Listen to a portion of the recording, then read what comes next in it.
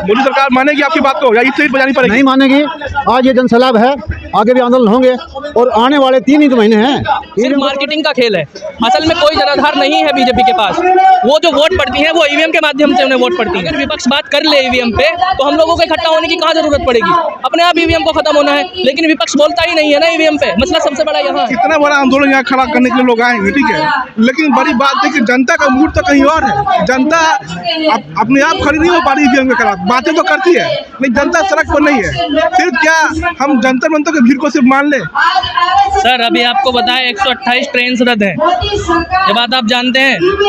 और बहुत सारी जो ट्रेनें हैं, 25 से 30 ट्रेनें वो दिल्ली शहर के चारों तरफ रोक के रखे हुए हैं। अभी भीड़ पहुंची कहाँ है? अभी लाखों की संख्या में भीड़ होगी और भीड़ यहाँ इकट्ठी है तो ये भीड़ एक आदमी को आप सिर्फ एक ही आदमी मत मानिए। एक आदमी के पीछे 5 आदमी है जो ईवीएम का विरोध करते हैं। हर आदमी यहाँ जंतर मंतर पे दिल्ली नहीं पहुँच सकता, लेकिन बड़ी संख्या में लोग ईवीएम का विरोध करते हैं, जिसे ये बीजेपी सरकार मानने के लिए तैयार नहीं है। विरोध तो करते जब कांग्रेस हार जाती है चुनाव तो विरोध करती है, ये लोग कहते हैं। कौन विरोध करते हैं? कहते हैं जब कांग्रेस चुनाव हार जाती है तो कहती है ईवीएम में गड़बड़ी है, जब जीत जाती है तो कहते कुछ नहीं। लोग इस तरह की बातें करते हैं विरोध के नाम पे। सर ईवीएम से अगर चुनाव हारती है कांग्रेस, आज तक कांग्रेस बोली कहाँ है ईवीएम पे? जो मुख्य धारा की पार्टियां जो हैं वो क्षेत्रीय पार्टियां हो या राष्ट्रीय लेवल की पार्टियां हो, कोई पार्टी बात करती ही नहीं है। विपक्ष बात करता ही नहीं है। अगर विपक्ष बात कर ले ईवीएम पे तो हम लोगों को इकट्ठा होने की कहाँ जरूरत पड़ेगी? अपने आप ईवीएम को खत्म होना है, लेकिन विपक्ष बोलता ही नहीं है ना ईवीएम पे। मसला सबसे बड़ा यहाँ है। नहीं, आपने कहा कि कांग्रेस बोलती नहीं है। कांग्रेस क्यों बोलेगी? कांग्रेस तो खुद लाने वाली है ईवीएम को। 2004 में सबसे पहले 2004 में ईवीएम में गड़बड़ करके कांग्रेस ने सरकार बनाई। इसके खिलाफ सुब्रमण्यम स्वामी जो बीजेपी के बड़े लीडर हैं वो कोर्ट में चले गए। तो सबसे पहले तो ईवीएम में गड़बड़ करके कांग्रेस लेके आई ना ईवीएम को 2004 में। वो क्यों बोलेगी? सीधी बात ये है। तो ये आज जो आंदोलन है, इतने सारे लोग जो इकट्ठा हुए हैं, ठीक है, तो देश भर में या गांव-गांव में कैसे जोड़ा जाएगा? कुछ इस पर कुछ बात करें।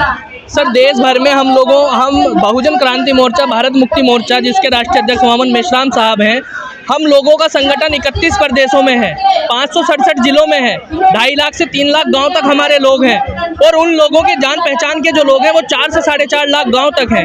हर जगह हमारे लोग काम करते हैं। ये आप इतनी बड़ी भीड़ देख रहे हैं, ये काम करने का नतीजा है। हम लोगों ने काम किया है, समाज के अंदर जाके अवेयरनेस फैलाई है, तब जाके लोग इकट्ठा हुए हैं। पूरी तरीके से हमने कन्याकुमारी से लेकर कश्मीर तक हम लोग परिवर्तन यात्रा निकाल चुके हैं। तो कन्याकुमारी से लेकर कश्मीर और कश्मीर से लेकर कन्याकुमारी 2 परिवर्तन यात्राएं, बड़ी परिवर्तन यात्रा। हम लोगों के जो लोग हैं वो देश के कोने कोने में है। इतनी बड़ी परिवर्तन यात्रा की पूरा देश कवर करना ये कोई छोटी बात नहीं होती सर।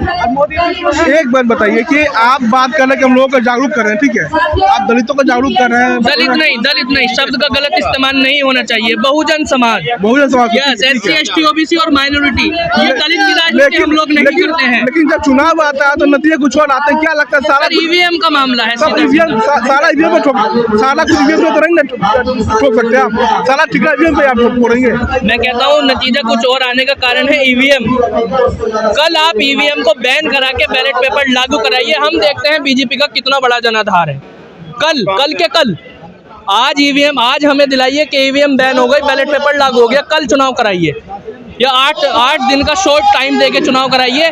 हम देखते हैं कहाँ बीजेपी का जनाधार है। जनाधार की अब बात कर रहे हैं, ठीक है, जिस तरह से पिछले 5 साल में देखें बीजेपी का वोट प्रतिशत तो बढ़ा ही है और आम जनता का एक्सेप्टेंस है। जब चर्चा करते हैं तो अब बीजेपी का वोट प्रतिशत बढ़ा और आम जनता में मोदी सरकार का एक्सेप्टेंस बढ़ा। ये बात सर आप कह रहे हैं कि बीजेपी का वोट बढ़ा है।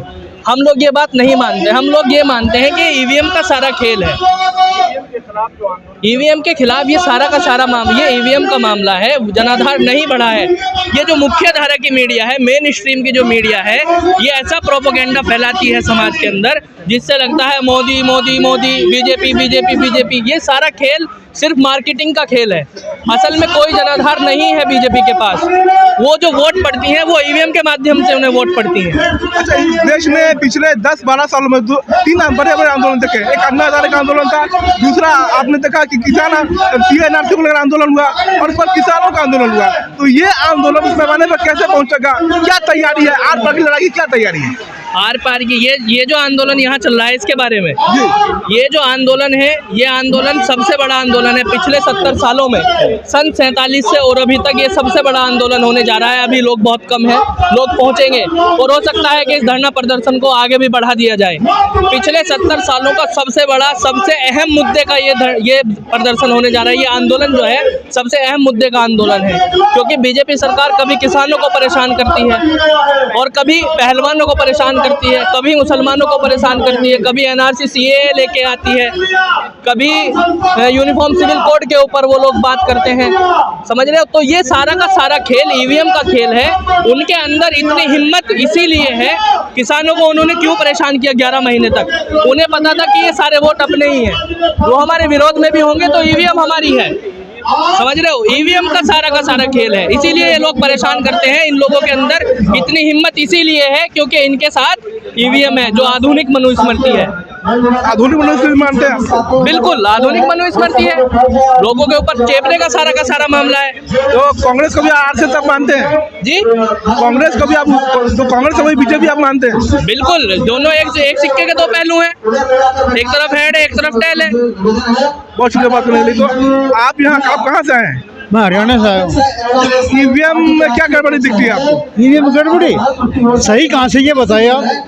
हम पत्रकारों से जवाब कर रहे हैं, आप हमारे से पूछना सही कहाँ से, ये बताइए आप। क्या आपसे पूछना चाहता हूँ मैं, आप जब बटन दबाते हो तो आपका वोट जब ईवीएम के साथ वीवीपैट नहीं लगा था उससे पहले दिखाई देता तो कहाँ जा रहा है?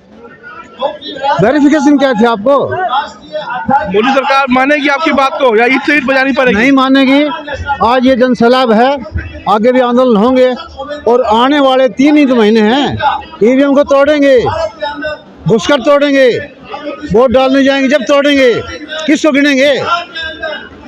जब देखते हैं कि देश की जनता का कितना पैसा मोदी बर्बाद कर रहा है। ईवीएम, ये जो इलेक्शन है, इलेक्शन कमीशन बर्बाद कर रहा है। जब इलेक्शन तोड़ने पर फेल होगा उसका जिम्मेदार कौन होगा, मुझे बताइए आप। यदि इतनी बड़ी भीड़ को, जनता की आवाज़ को नहीं सुन रहे तो क्या है?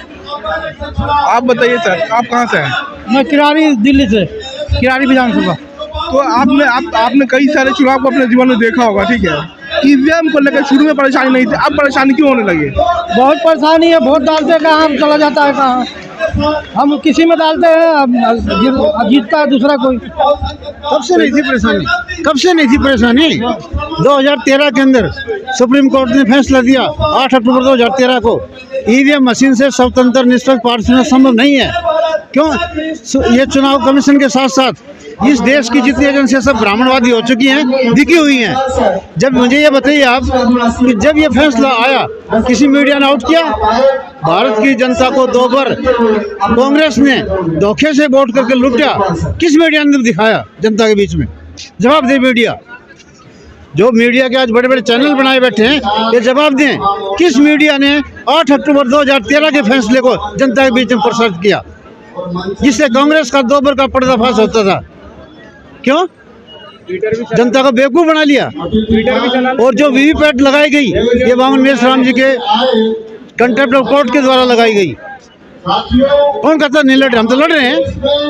2013 में फैसला आते ही हमने ईवीएम की अर्थी निकालकर शहर में जिले वाइज जो हमने प्रोग्राम किए हैं और आज इस मुहिम को लगातार चलाए हुए हैं।